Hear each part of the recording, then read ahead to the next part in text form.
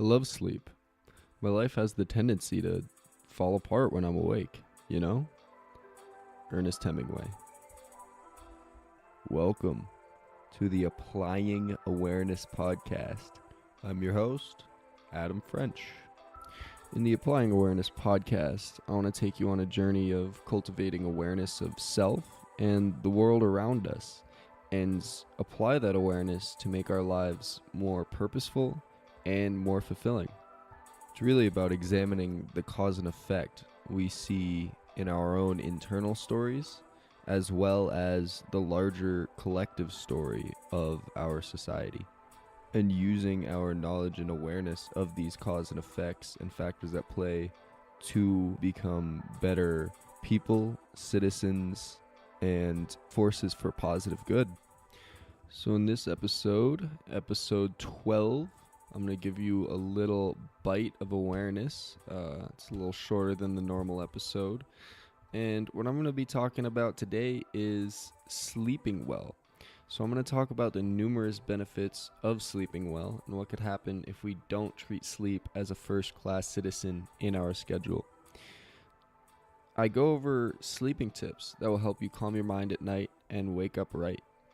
So sleep is a very important part of our lives. It takes up 1/3 of our life.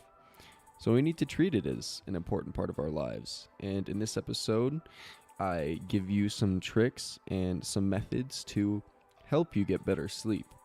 And hopefully you find value in it, and hopefully these methods work for you, because definitely some of them have worked for me. So I'm excited to get started. Let's do it.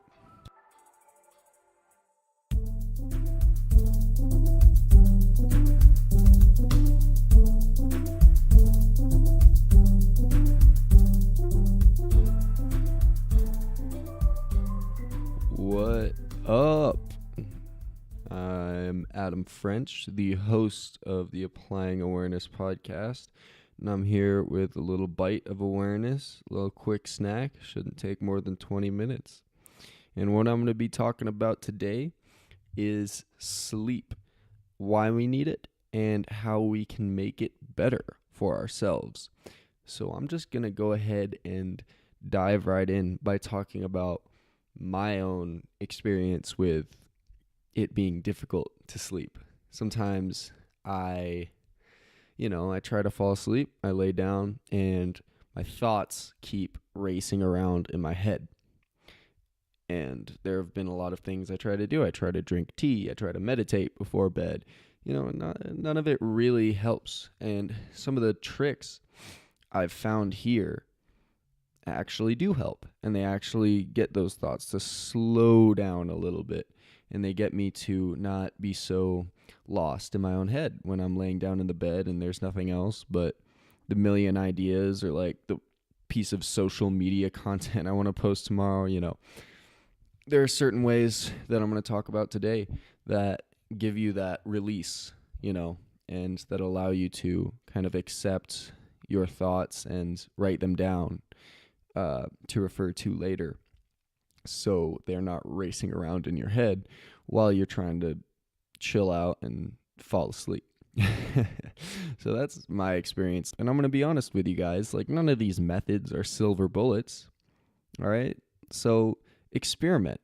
I want to start the episode off with that precursor and that mindset. So see what's right for you. Be aware of what causes you to chill out and what causes your thoughts to slow down. And don't take any of these methods as like, oh, if I stick to this regimen, it will work. That's not really how it works. It's different for everyone. So keep that in mind. Keep an open mind. Just to start out, why do we need sleep? This should be pretty obvious to you. It is a fundamental human need. The first thing is the effect it has on your brain. And deep sleep and REM, and the combination of the two, allows our brain to process and shed the toxins that have built up from the day before. All that stress and all that like hard thinking, that produces some waste in your brain. And if you don't get enough sleep, or if you don't sleep right, then that waste doesn't have a chance to move through and be processed in a way that it's supposed to be. So have you ever woken up after a night, like 4 hours of sleep, and you wake up just feeling like super cloudy and bleh? That's all the waste from the previous day still in your brain. So sleep is really good for clearing that. And another really important thing sleep does for your brain is it helps you process the thoughts of the day. And sleep is where all the important memories, bits of information gets encoded into your long-term storage, which is huge for learning. If you're learning about, I don't know, if you're learning about algebra or something and you study a whole lot during the day and then you don't sleep properly at night, that's going to really hugely compromise your ability to retain the information that you learned during the day. And kind of embedded in this process of making new memories and retaining information is the pruning of old information and getting rid of waste information. So your hippocampus, which is your memory storage unit, think about it that way. It only has so much room. And there's only so much room for so many connections which comprise our memories. Our memories are essentially patterns of neural connections.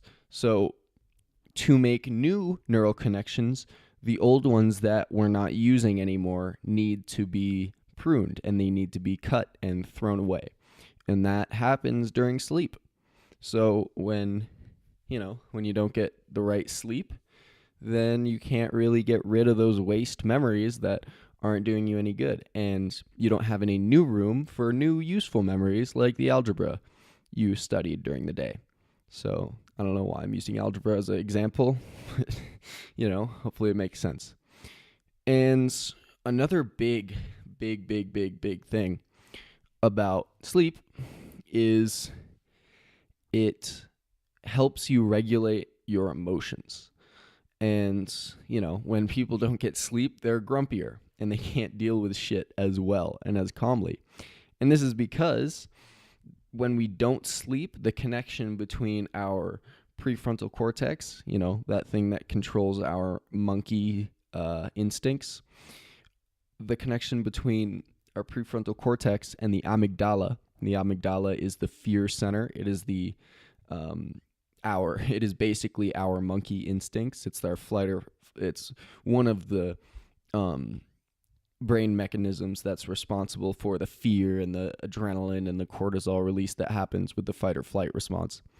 So this connection between the prefrontal cortex and the amygdala allows us to regulate our fear responses and our stress responses.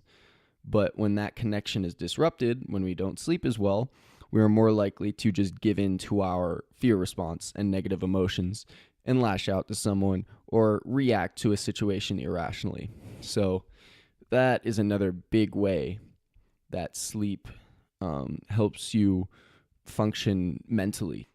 The last thing, and this is a little bit less clear than the previous two examples, but a lack of sleep is associated with higher rates of heart disease, diabetes, and obesity. And this, I think this might stem from eating, because a lot of people who don't eat well can't get great sleep because they don't eat well. So I think it might be a little bit of a chicken and egg scenario here, where it's like, well, are they getting all these diseases because they're not sleeping or because they're not eating? And the lack of sleep is just a symptom of their poor eating habits. And, it's difficult. But at the end of the day, when you sleep more, you're less tempted to have cravings for carbs, high fat, high sugar food, because when you lack your sleep, your body is saying, oh, I need energy. And that manifests it in you saying, oh, I need quick fix energy. That means a lot of sugar. That means a lot of glucose. So, that's a little more complicated one. But at the end of the day, if you sleep better, you'll probably end up eating better, which will lead you to have less risk for heart disease, diabetes, and obesity. All right, so everyone should know they need sleep. You need, depending on how old you are, 6 to 10 hours. I need 8 to 10 hours. I usually get 7, but, it's water under the bridge. So everyone knows that, you need sleep. You need good sleep. Some rare people don't need it, but you're probably not that person. So, how do you get better sleep?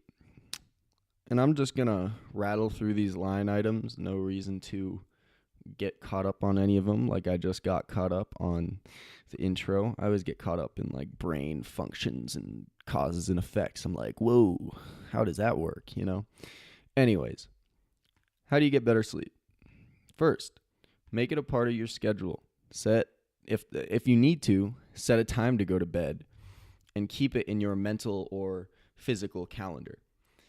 And this means to discipline yourself to get sleep like you discipline yourself to get work done. And it's really that important because you heard all of the issues of not getting sleep. When you don't get sleep, then you're not going to be as productive and you're not going to be able to get as much work done. So it's essential for your productivity. So it's worth disciplining yourself and setting timers if you really struggle with that. Set a timer saying, I'm going to go to bed at the latest 11 o'clock.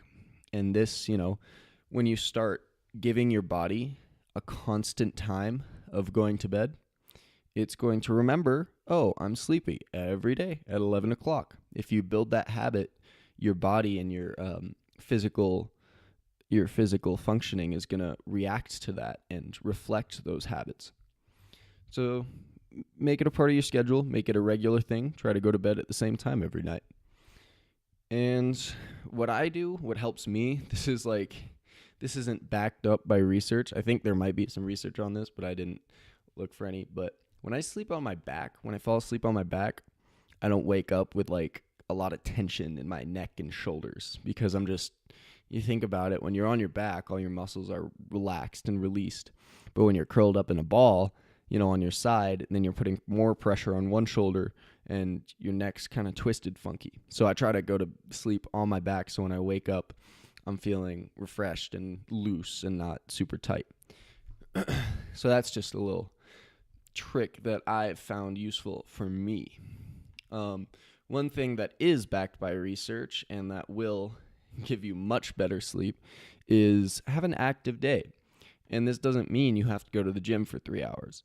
Just move your body. Make sure you're doing a lot. Make sure you're walking around. Make sure that you're moving your body and getting enough exercise. Because I know some days I don't exercise. Some days I'm just sitting down, not doing anything. And then I get into bed and my body's like, I want to move. Fuck all this laying down. So make sure you're moving your body during the day. And if that means every 30, 45 minutes during work, go for a walk around the building, that's what it means. You don't have to do heavy workouts at the gym. Just make sure you're moving your body. Standing up, not sitting down the whole day. Just giving your body a little workout, something to get tired from. So another thing that is also backed by a lot of research is to stop eating and drinking alcohol. You can drink water before bed, don't worry. But stop eating and drinking alcohol at least an hour or two before bed, and especially heavy meals with a lot of protein, so like meat, because this kind of heavy digestion, that's meant for the daytime when the sun is out at around late afternoon. That's when our bodies are primed for let's eat a big meal. That's when our metabolisms are the fastest. And when we put a lot of food into our body to be digested overnight, that kind of triggers our body to say, oh, it's high metabolism time. Let's crank these systems up. You don't want to be cranking anything up when you're trying to sleep. So don't eat heavy meals an hour or two before you go to bed. I mean, sometimes I have a midnight snack, everyone does, but just make sure it's light and digestible. Some veggies and hummus or yogurt and fruit or whatever. So no heavy meals and no drinking alcohol, because if you get really drunk right before you go to bed, then since alcohol is a sedative, it's going to wear off at intervals throughout the night, and this disrupts your sleep. So when a sedative wears off, your body wakes up a little. So you're going to have these mini little wake up sessions that disrupt your deep sleep brainwaves as well as your REM brainwaves. So if you're getting really drunk, you might once a week or something, but try not to make it like 3 beers right before bed thing, because that can really mess with rhythm of sleep. And this next tip, it's about your room and what you're in. So research shows that a cool, which is 60 to 70 degrees roughly, so try to get your room 60 to 70 degrees, whatever you're comfortable in, really. Obviously dark room with a little bit of background noise, and what this background noise does is it kind of dampens like more severe noises. So if someone's like car alarm goes off in the middle of the night, if your room's completely silent, that'll be sure to wake you up. But if there's a little background noise, you get used to a little bit of noise, so that spike in noise is a little bit less severe, so you probably won't wake up. And no background noise and no blinking lights. And this is hard a lot of times because you have your phone by your side, you might want to put a cover over that or use eye shades or something, because those blinking lights, those really always get me. When I turn and I just see, like, I'm at home right now and I see like the green printer light just like staring at me. I'm like, that woke me up a little bit, and I can feel it, And speaking of lights, next tip is a big one that's really worked for me, and that is to stop the screen time at least an hour before bed. And if you do use screens, turn on the night mode or the blue light filter. So this is because blue light is like the sky. We see the blue sky. We're like, it's daytime, time to wake up. And so blue light triggers the pituitary glands, and that makes it difficult to produce melatonin, which is the sleep hormone. So when you're, exposing yourself to blue light right before bedtime, you're triggering yourself to not produce the hormone you need to sleep. So that's a pretty big one, because that's like a really obvious cause and effect there. So when you have your screen, try to get rid of it as early as possible before bedtime. And if you do have a screen, turn on any blue light filter, remove all that blue light, so you're triggering as little of that daytime response as possible. And the last few tips. See, it's a quick episode. So this last one is pretty big. So condition your body and mind to see your bed as a place of only sleep. And this means that if you can't sleep and your mind's racing in bed, get out of bed. Because if you condition yourself like habitually to be laying in bed with a bunch of thoughts, that's what you're going to have. And that's what I've done, honestly. I lay down and I always take like 30 minutes to an hour sometimes, usually, to go to bed, because all these thoughts are racing around and I'm too lazy to get up and write it down or, get out of bed and decondition myself from that habit. So, if you can't go to bed, don't force it. And, at least sit up and do something that calms your mind. For me, a few things that help is reading, writing, meditating, stretching, drinking some tea. Those all work for me to kind of calm me down. Just make sure that if you can't sleep, don't force it, and get out of bed and do something that calms you outside of your bed, so you can go back to your bed with your mind nice and empty, and you can build that habit of saying, all right, when I hit the bed, I'm passing out and I'm not doing all this, thoughts running around in my mind like crazy shit. So last one, and this is about waking up. I had a tweet about this. Guys, feel free to follow me on social media if you like my content. Applying Awareness Podcast on Twitter and Facebook, and Adam French on LinkedIn. So when you wake up, don't get sucked into your phone as your first action of the day. And I usually use my phone as an alarm. So I turn the alarm off and I immediately put my phone down. Because the worst thing for me is when I turn my alarm off and then I get sucked into Snapchat. It's just like I start off just swiping and scrolling and looking at information, and that it prevents me from visualizing my day and visualizing my day being successful and putting myself in the right mindset to conquer my day. So when you wake up, turn off your alarm clock, put down your phone, and take a second to visualize your day being successful. Visualize the things you have to do, visualize yourself knocking them out, and then maybe pick up your phone. I like to do some meditation and stretching before I get on my phone. You can choose to do that if you want. It really helps me. But that is waking up.